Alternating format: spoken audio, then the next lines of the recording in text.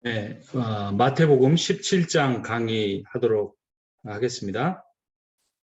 마태복음 17장엔 변화산 사건의 이야기가 나옵니다. 변화산 사건의 그 내용을 앞뒤로 보면 16장 13절부터 20절에는 메시아 선언이 나옵니다. 이게 앞에서 살펴본, 지난 시간에 살펴본 가이사랴 빌립보에서 베드로의 예수님에 대한 믿음의 고백, 주는 그리스도시요 살아계신 하나님의 아들이다라고 하는 믿음의 선언이 있었죠. 그리고 이어서 실망이 이어집니다. 왜냐하면 예수님께서 내가 십자가에 죽고 사흘 만에 다시 살아나리라 말씀하시니까 아주 낙담을 한 거죠. 왜냐하면 주는 그리스도라고 할 때 그리스도는 메시아고, 메시아라는 말은 다윗의 자손이고, 다윗은 이스라엘 역사 중에 가장 영광스러운 그 국가, 신정 국가를 만들었던 사람이기 때문에 그러한 맥락 속에서 그 베드로는 말했는데, 어떻게 그 다윗 왕이 죽느냐? 그것도 그 로마, 그들을 짓밟고 있는 그 로마 제국의 그 가장 수치스러운 형벌인 십자가에서 죽느냐, 이렇게 그 말을 들으니까 베드로가 사탄에 붙잡혀서라도 예수님이 죽지 않게 하려고 예수님을 꾸짖어야만 하는, 제자가 스스로를 가르쳐야만 하는 그런 상황 가운데 온 거죠. 그게 16장 21절, 28절에 나온 겁니다. 그리고 그 실망과 낙담 속에서 심지어 예수님이 베드로 향해서 이 사탄아 물러가라 이러니까 나머지 11 제자는 얼마나 오금이 저리고 예수님을 이해할 수가 없었지 않겠습니까? 여러분 한번 이거를 자꾸 어떤 신학적 틀, 성경적으로만 보지 말고 여러분들에게 한번 말씀하시다고 생각해 보세요. 내가 하나님을 주로 고백하고 경배하고 찬양하는 이 기대 속에 있는데 너는 앞으로 10년 동안 목회가 어려울 것이다. 너희들의 교회 성도들이 다 떠날 것이다. 너희가 아플 것이다. 이러면 어떻게 하느냐고. 튀르키예에 그런 지진이 일어날 줄 3개월 전에 누가 알았겠습니까? 우크라이나와 소련 가운데 전쟁이 있을 줄 3년 전에 누가 알았겠습니까? 몇몇 사람 알 수도, 예측도 할 수 있었겠지만 모르는 일이에요. 그런 일이 터지고 있어요. 우리들 삶에도 그런 일이 일어날 수 있어요. 순한 예고라는 것을 그냥 어떤 2000년 전에 성경 이야기, 바이블 스토리로 썬데이 스쿨에서 가르치는 것만 생각하지 않아야 돼요. 그것이 베드로에게나 11 제자에게는 실제였어요. 그들의 운명을, 생명과 모든 것을 좌우할 수 있는 상황이었다는 거예요. 그런 실망과 낙담을 경험하지 않고는 참된 소망이 생기지 않아요. 다볼산에 올라갑니다. 거기서 영광의 메시아로서 찬란하게 빛나는 거예요. 베드로의 그 신앙 고백에 너무나도 합당한 영광스러운 모습으로 나타나는 게 17장 1절 13절 내용이고, 핵심이 9절에 나오는데, 이러한 문맥 속에서 이제 봐야죠. 예수가 변형됐습니다. 모습이 바뀌셨어요. 예수의 고난 예고로 인해 메시아임을 의심하는 자들에게 확신을 주시려고 하는 거예요. 그러면 지금 예수님 이거 정말 가짜 아니야? 비겁한 사람 아니야? 우울증 환자 아니야? 우리들까지 다 같이 죽게 만드는 건 아니야? 이런 상황 속에서 특별히 베드로, 야고보, 요한을 데리고 그 높은 산으로 올라갑니다. 1절 보면 엿새우 예수께서 베드로 데리시고 따로 높은 산에 올라가셨다, 이거죠. 출애굽기 24장 12절, 모세에게 너는 산에 올라 내게 와서 거기 있어라, 이거죠. 그래서 이게 마태복음은 유대인 청중을 주로 대상으로 해서 쓰여졌고, 그 유대인 청중들은 주로 모세오경의 내용을 잘 알고 있었고, 그 모세오경의 내용에 이 예수 그리스도와 모세가 오버랩되고, 모세가 그림자로서, 예수가 실체로서 드러나게 합니다. 계속해서 예수가 얼굴이 해같이 빛나고 찬란하게 빛나는 그 모습이 됐어요. 옷이 빛과 같이 휘어졌죠. 영광과 존귀를 받으셨어요. 자, 이 모습이 출애굽에서는 출애굽기 24장 17절에 산 위에 여호와 영광이 이스라엘 자손의 눈에 맹렬한 빛같이 보였다, 이런 내용을 통해서 알 수가 있고요. 자, 선지서에서는 내가 보니 왕자가 너희가 옛적부터 항상 계시니가 자정하셨는데 그의 옷은 희기가 눈 같고 그의 머리털은 깨끗한 양의 털 같고 그의 모자는 불꽃이요 그의 바퀴는 타오르는 불이며, 다니엘서의 예언이 또 성취된 거죠. 그리고 구속사에서는 베드로후서 1장 10절에 지극히 큰 영광 중에서 이러한 소리가 그에게 나기를 이는 내 사랑하는 아들이 내 기뻐하는 자라 하실 때 그가 하나님 아버지께 영광과 존귀를 받으셨느니라. 그래서 모세오경의 모세의 모습이 이 그림자였다면 그 실체로서 오시고, 다니엘서의 선지서에 예언된 바로 그분이 예수 그리스도라는 사실을 지금 이 마태복음 17장 1절과 2절에서 보여주고 있어요. 그런데 이분이 3절 보니까 모세 엘리야가 예수와 더불어 말하는 것이 그들에게 보였다. 이랬어요. 신명기 18장 15절에 성취된 겁니다. 내 하나님 여호와께서 너희 가운데 내 형제 중에서 너를 위하여 너와 같은 선지자 하나를 일으키시리니 너희는 그의 말을 들을지니라. 그러니까 지금 너와 같은 선지자가 뭐죠?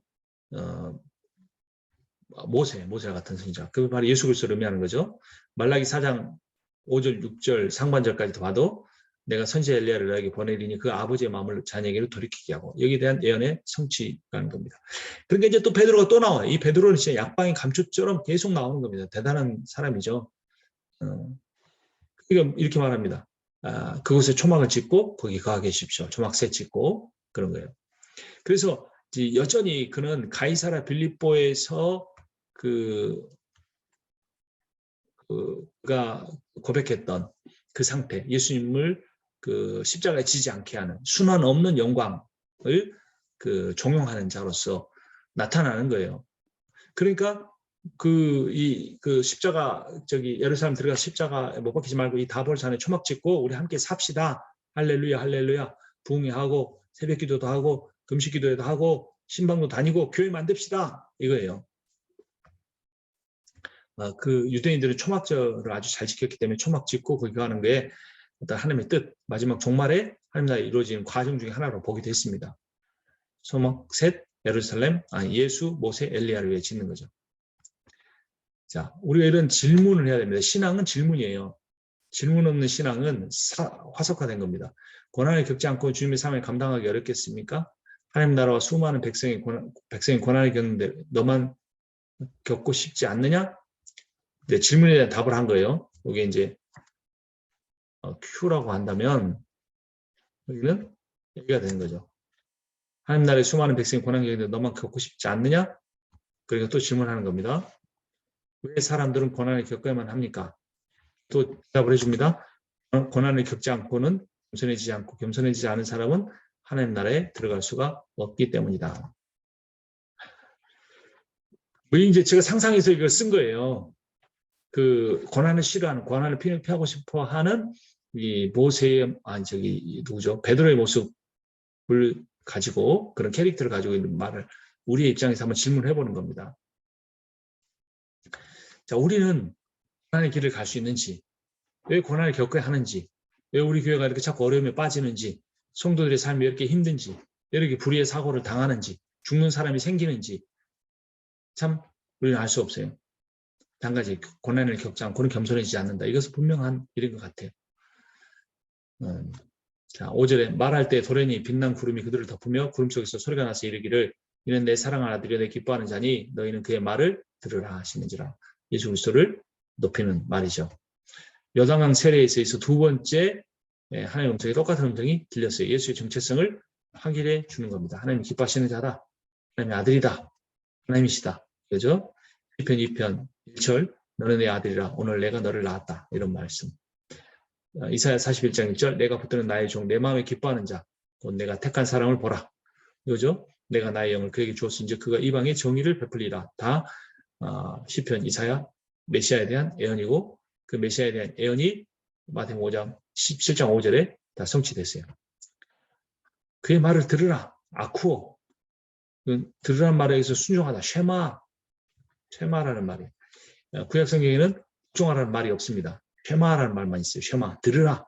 그것은 청각적으로 들으라라는 게 아니라 전인격적으로 듣고 그 말에 따르라. 이런 의미가 쉐마예요. 자, 예수가 고난의 길을 영광의 길로 여기고 그 길로 갈 수 있는 힘은 하나님의 인정과 사랑에서 나오는 거예요. 너는 내 아들이다. 내 마음을 기뻐하는 자다. 인생은 정체성을 찾아가는 과정이에요. 근데 문제는 그 정체성을 헛된 어떤 기반, 통계에서 얻으려고 하는 거예요. 숫자가 몇 명이다. 예산이 얼마다. 내가 어떤 대단한 어떤 그 포지션에 있다. 어떤 무슨 장자리가 몇 개가 있다. 이런 식으로. 거기서 자기 정체성 확인하려고 하니까 이방인과 똑같아요. 그러면 고난이 있다고 실패한 게 아닙니다. 하나님께서 궁극적으로 주실 것은 영광이에요. 로마서 8장 17절 하나님은 후사 곧 하나님 후사에 그리스도 함께한 후사니 우리가 그와 함께 영광을 받기 위하여 고난도 함께 받아야 될 것이니라. 영광 받으려면 무엇도 받아야 된다? 고난도 받아야 된다. 그래서 이 주는 그리스도시요 살아계신 하나님의 아들이다. 그래서 영광 받고 또 고난의 이야기 했다가 다볼산에서 다시 하나님의 영광을 받았다가 또 17장 9절 13절에서는 또 고난받는 이야기가 나옵니다. 영광 받을 때는 하나님의 아들, 고난 받을 때는 사람의 아들, 하나님의 아들, 사람의 아들 계속 반복돼요. 그래서 앞에 말씀드린 것처럼 자녀면 상속자, 영광 받기 위해서 고난도 이거예요. 고린도전서 1장 23절 24절 우리는 십자가 못 박힌 그리스도를 전하니 유대인에게는 거리끼는 것이요 이방인에게는 미련한 것이로되 오직 부르심을 입은 자들에게는 헬라인이나 유대인은 헬라인이나 그리스도는 하나님의 능력이요 하나님의 지혜니라.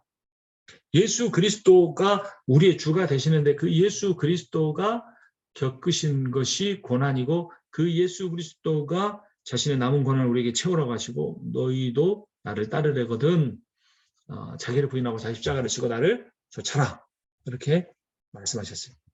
그런데도 제자들은 어떻게 합니까? 두려워요. 너무 두려워요. 제자들이 듣고 엎드려 심히 두려워해요. 인생은 두려움인 것 같아요. 두려움. 목회도 두려움이고 신앙생활 하는 것도 두려움이고 권사 장로로 사는 것도 두려운 일이고 세계 경제가 어떻게 될지도 두려운 일이고 세계 기후가 어떻게 될지도 두려운 일이고 두려워요. 우리가 할 수 있는 것은 두려워하는 것밖에 없어요. 자, 근데 두려움에서 멈추지 않고 또 한 가지 나아갈 게 있어요. 그것은 애통해 하는 겁니다. 우는 거예요. 우는 것밖에 없어요. 운다는 것은 인간의 연약한 실존을 인정하는 겁니다. 하나님 앞에서 운다는 것은 전능하신 하나님밖에 이 문제를 해결할 분이 없다는 것을 우리가 인정하는 겁니다. 그런데 하나님이 어떻게 해줄 줄 몰라. 우리 하나님만 바라보고 우는 거예요.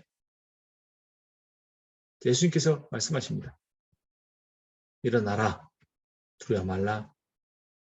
일어난다는 건 사명 감당하는 겁니다. 제자들이 눈을 들고 보면 예수의 아무도 보이지 않더라. 네. 말씀합니다. 여기서 내가 십자가 죽고 부활하기 전까지는 변화산에서 내가 엘리야와 모세와 함께 이야기한 거 아무에게도 말하지 말아라. 이렇게 말합니다. 이런 이제 다볼산에서 이제 내려오고 와 보니까 근데 베드로, 야고보, 요한 데리고 올라갔잖아요. 밑에는 나머지 9명의 제자들 있죠. 10자들 21절에 귀신 들린 아이를 못 고치고 있는 겁니다. 간질에 걸린 아들을 고쳐달라고 간절하게 청원을 했죠. 예수 제자들이 고치지 못하고 있는 상황이에요. 와서 예수 말씀합니다. 믿음이 없고 패역한 세대야. 내가 얼마나 너희와 함께 있으며 얼마나 너에게 참으리요. 그를 이리로 데려오라. 이렇게 말씀한 거예요. 자, 아까 베드로, 야고보, 요한 데리고 다볼산으로 올라간 거는 모세가 시내산으로 올라간 거하고 비슷해요. 모세가 시내산 내려와서 밑에서 금송아지 숭배하고 금송아지가 우리를 애굽 땅에서 구원해낸 여호와다 막 할렐루야 할렐루야 할렐루야 막 춤추고 있는 그 상황에서 그들을 책망했죠. 돌판까지 깨버리고 자, 이제는 모세의 실체인 예수가 hul면서 내려오니까 제자들이 밑에서 간질 걸린 그 아이 못 고쳐서 귀신들이 떠들고 있는 게 똑같아요. 그러니까 이 모세와 예수 그리스도의 모습이 이미지가 연결되는 것처럼 금송아지에 미친 듯이 숭배하는 자나 간질에 걸려서 그 귀신 들림으로 막 그 소리 지르는 사람이 똑같아 보이는 거예요. 예수께서 어떻게 하십니까? 18절에 보니까 예수께서 꾸짖으시니 귀신이 나가고 아이가 그때부터 나으니라. 예수는 고쳤는데 왜 제자들은 못 고친 겁니까? 그들에게 믿음이 없었기 때문이다 라고 말하고 있어요. 마태복음 6장 30절 31절 오늘 이따가 내일 나궁에 던져지는 들불도 하나님이 이렇게 비시거늘 하물며 너희일까 보냐 믿음이 작은 자들아 그러므로 염려에 이르기를 무엇을 먹을까 마실까 무엇을 입을까 하지 말라. 염려하지 말라. 걱정하지 말라는 거죠. 두려움도 믿음 없음의 하나의 결국 그 현상이에요. 여러분 마태복음 8장 26절 예수께서 이르시되 어찌하여 무서워하느냐 믿음이 적은 자들 하시고 곧 일어나서 바람과 바다를 꾸짖으니 아주 잔잔하게 봤습니다. 의심하는 것도 있어요. 마태복음 14장 31절 예수께서 즉시 손을 내밀어 그를 붙잡으시며 이르시되 믿음이 작은 자여 왜 의심하였느냐 하시고 의심하는 거예요. 믿음 없으면 걱정하고 두려워하고 의심하는 거예요. 그럼 이거 우리가 인간의 몸을 가지고 있는 이 하나의 실존으로서 우리가 이것들 다 없애버릴 수가 있느냐? 아니에요. 없어요. 근데 뭐 할 수는 있어요? 그 믿음을 가질 수는 있어요. 믿음은 빛이에요. 걱정하고 싸워서 쥐어뜯고 할수록 걱정은 더 생겨요. 달라붙어요. 두려움과 싸우고 막 바라 그래도 그 두려움은 없어지지 않고 우리를 지배해요. 의심도 마찬가지예요. 근데 믿음의 빛을 비추면 걱정이라는 어둠이, 두려움이라는 어둠이, 의심이라는 두려움이 금방 사라져버리는 거예요. 빛이 온 다음에 어둠이 생각해보고 나 갈까 말까 생각하는 게 아니라 빛이라는 걸 존재하는 것과 동시에 이런 것들이 다 사라진다는 거예요. 그래서 우리는 믿음의 빛을 우리 마음에 계속해서 비추려고 해야 돼요. 그래서 질문이 이건 뭡니까? 우리는 어찌하여 쫓아내지 못했습니까? 자기들이 잘못해놓고 자기들이 불평하는 것처럼 이렇게 질문합니다. 예수님의 대답은 믿음이 겨자씨 하나만큼만 있어도 산을 명하여 여기서 저기로 옮겨주라 하면 옮겨줄 것이다. 근데 너희들은 못했다. 너희들에게 믿음이 없기 때문이다. 믿음이 관건이다. 믿음이 없었기 때문이다. 겨자씨만한 믿음이 있었어도 산을 옮길 수 있었다는 거야.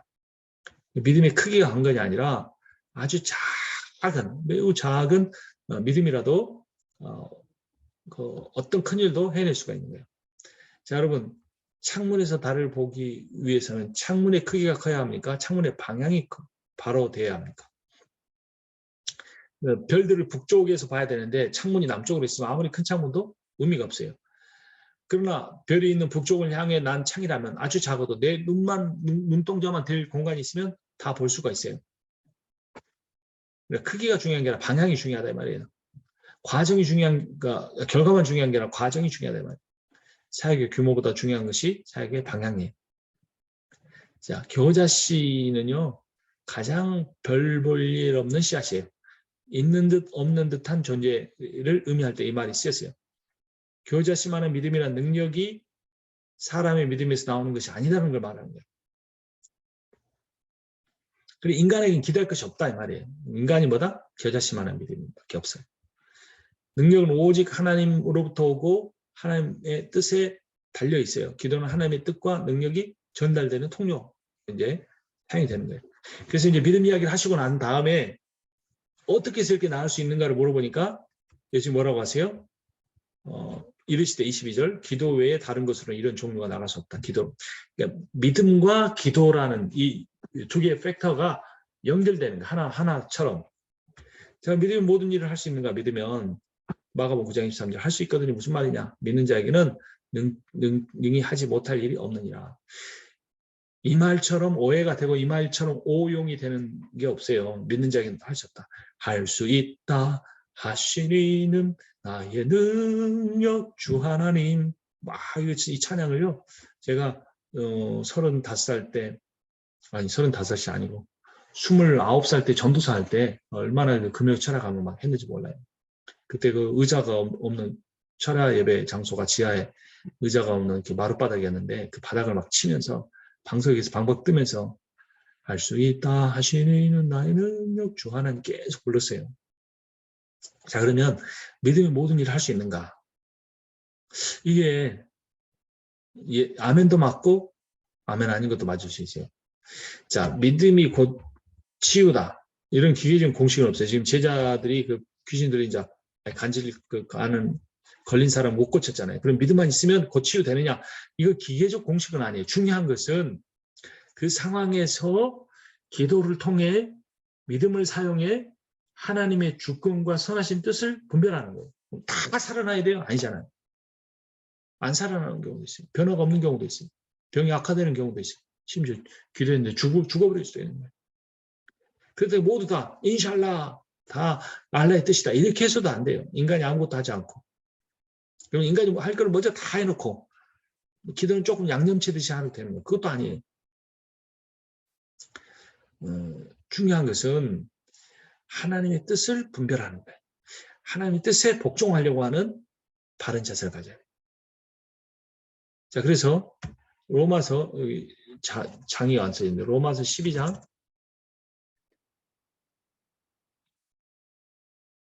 로마서 12장 1절부터 그러므로 형제들아 내가 하나님의 모든 자비하심으로 너희를 권하노니 너희 몸을 하나님 기뻐하시는 거룩한 산 제물로 드리라. 이는 너희 영적 드릴 예배니라. 너희는 이 세대를 본받지 말고 오직 마음을 새롭게 함으로 변화를 받아라. 하나님이 선하시고 기뻐하시고 온전하신 뜻이 무엇인지 분별하도록 하라. 자, 하나님의 뜻을 분별하는 게 중요하다. 계속 강조하고 있어요. 반석 같은 믿음 하나만 되는 거예요. 믿으면 돼요.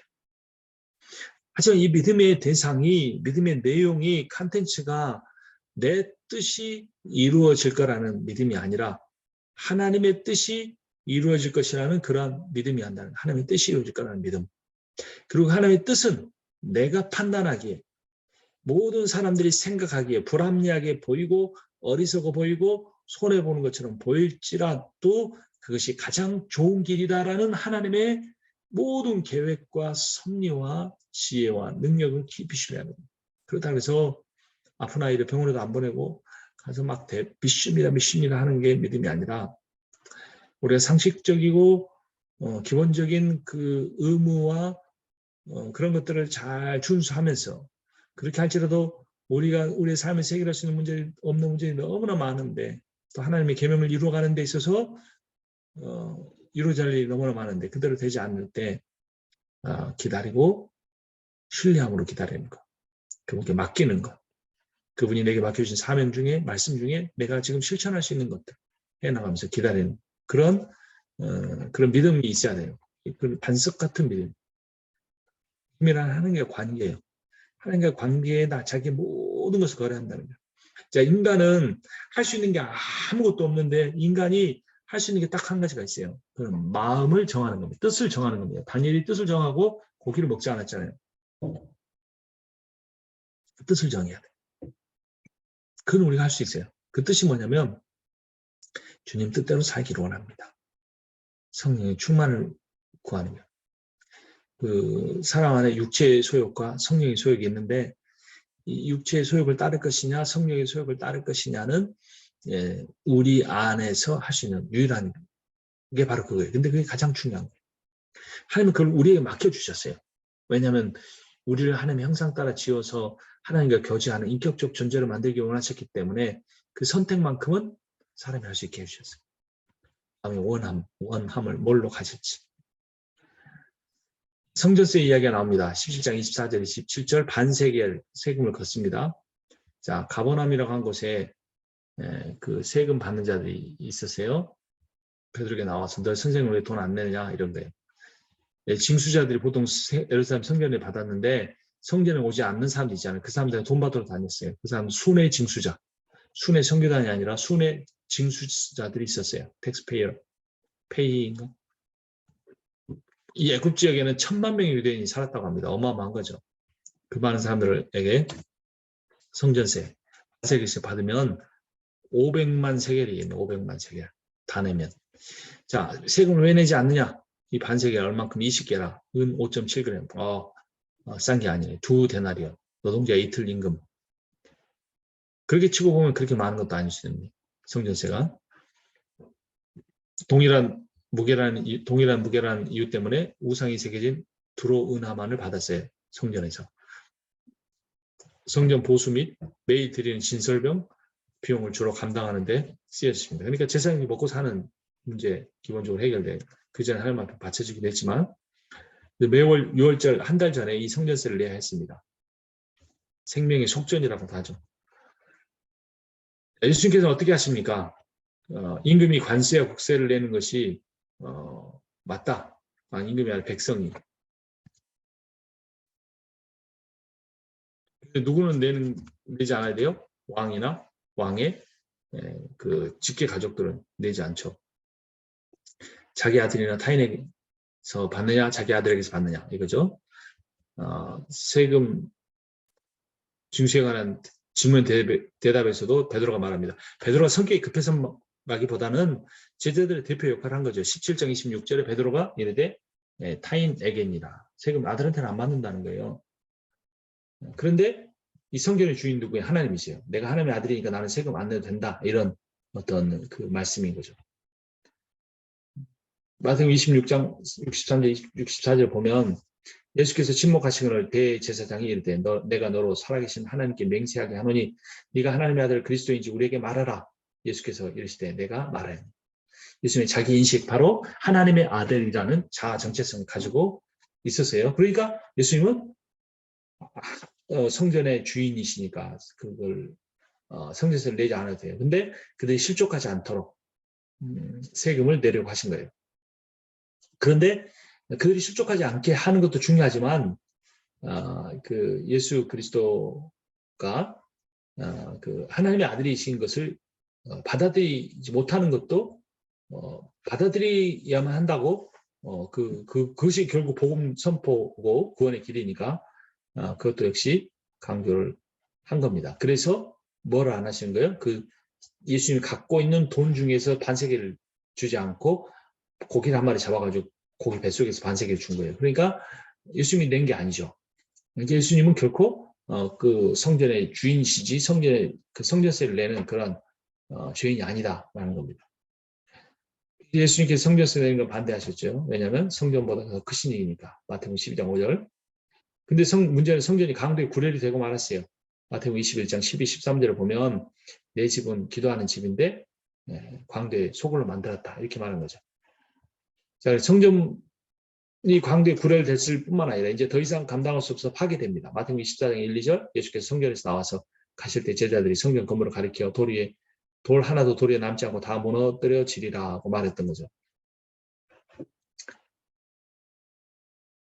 그리고 결국 이제 그 무너진 터 위에 사도들이 반석이 되어 그 위에 교회가 세워질 거죠. 우리가 아까 봤던 마태복음 16장 18절 19절 너는 베드로라 내가 이 반석 위에 교회를 세우리니 은배의 권세가 이지 못하리라. 내가 천국 열쇠를 너에게 주겠다. 그러니까 결론은 뭡니까? 사람이 교회다. 예, 사람이 교회다. 건물이 교회가 아니라는 겁니다. 그럼에도 불구하고 성전세를 내신 그 이유는 무엇일까요? 자신이 그리스도라는 사실을 드러내실 때까지 불필요한 충돌을 피하기 위해서였어요. 말단 성전 세리가 무슨 잘못이 있겠어요? 그게 내주고 나중에 대제사장에게 직접 경고하기 위해서 이런 어떤 기적을 통해 성전세를 내시는 겁니다. 자, 우리는 그럼 어떤가? 예수님은 그렇게 하셨는데 우리는 이 세상에 속하지 않고 하나님께 속한 하나님의 대사예요. 근데 대사도 그날에 가면 그날의 법을 지키죠. 면책 특권도 있지만 대부분 법은 지킵니다. 우리도 세상 법을 지켜야 돼요. 우리는 이 세상의 앰베서더로 대사로 살아가는 사람들이에요. 로마 14장 6, 7절에도 13장 그 사도 바울도 예수님과 같은 논리로 말합니다. 너희가 조세를 바치는 것도 이로 말미암음이라. 그들이 하나님의 일꾼이 되어 바로 이 일에 항상 힘쓰느니라. 모든 자에게 줄 것은 주되 조세를 받을 자에게 조세를 바치고 두려워할 자를 두려워하며 존경할 자를 존경하라. 이런 국가 체제, 이 국가 체제, 행정 체제, 조세 체제, 세금 제도 이 모든 것들이 그 완벽하진 않지만 이런 것들이 유지돼야 그런 정권 유지가 되고 왕권 유지가 되고 그 왕권과 정권을 통해 백성들이 안전이 유지가 되고 그런 안전이 유지되는 가운데 그 교회도 설 수가 있다라는 거죠. 로마 14장 1절, 13장 1절에도 이런 말씀이 있습니다. 각 사람은 위에 있는 권세들에게 복종하라. 권세는 하나님으로부터 나지 않음이 없나니 모든 권세는 다 하나님이 정하신 바라. 내가 권세를 두려워하지 아니하느냐 손을 행하라. 그래야만 그에게 칭찬을 받으리라. 여러분 태양이 있고 태양 주변에 이 태양계의 별들 수금지와 목토 천여 명이 도는 게 이게 그 하나님의 주권 가운데 있습니까? 아닙니까? 하나님의 주권 가운데 있죠. 그런데 정확한 물리적 법칙에 의해서 한 치의 우천 없이 그것이 돌아가고 있어요. 그런데 하나님이 그걸 돌리고 있는 건 아니에요. 뭐 기계 돌리듯이 돌리고 있는 건 아니에요. 그렇죠? 그래서 이 어떤 정치 지도자들도 하나님께서 그렇게 있도록 그렇게 존재하도록 만드셨지만 계속 그 인형을 움직이듯이 이런 식으로 바꾸시는 건 아니라는 거예요. 그래서 우리가 할 수 있는 것은 하나님께만 맡겨놓거나 아니면 그 사람이 직접 찾아서 인위적인 행동으로 교회 이름으로 그렇게 하는 게 아니라 모든 걸 하나님의 주권에 맡기고 간절히 기도하고 하나님의 뜻이 그 상황 가운데 이루어질 수 있도록 해야 한다는 겁니다. 이제 여기 세금 문제가 성전세 문제가 나왔었잖아요. 그래서 보면 요한 양에게 유일한 사장이라는 분이 있습니다. 유일하다가 아니라 사람 이름이 유씨고 이름이 유일한. 독재 정권 시대 정치 자금 압박에 굴복하지 않았어요. 그래서 엄청난 세무 감찰을 받았어요. 그런데 이 감찰팀장이 뭐라고 했냐면 무슨 한국에 이런 업체가 있나 싶은 생각이 들 정도다. 털어서 먼지 한 톨 안 나오더라 라고 말했어요. 유일한 박사는 세금은 국민에게 쓰일 귀한 돈이라며 원칙대로 세금을 모두 냈어요. 그래서 예수께서 또 세상의 법과 제도를 지킴으로써 세상의 법과 제도가 유지됨으로써 그 교회가 안전하게 유지될 수 있도록 그렇게 하셨고, 그러나 물고기 뱃속에서 나온 반세계를 줌으로써 그 세상의 물리적 제도, 정치적 제도를 뛰어넘는 것이 하나님의 초월적인 그 하나님 나라의 통치 방식이다, 이렇게 가르쳐 주신 겁니다.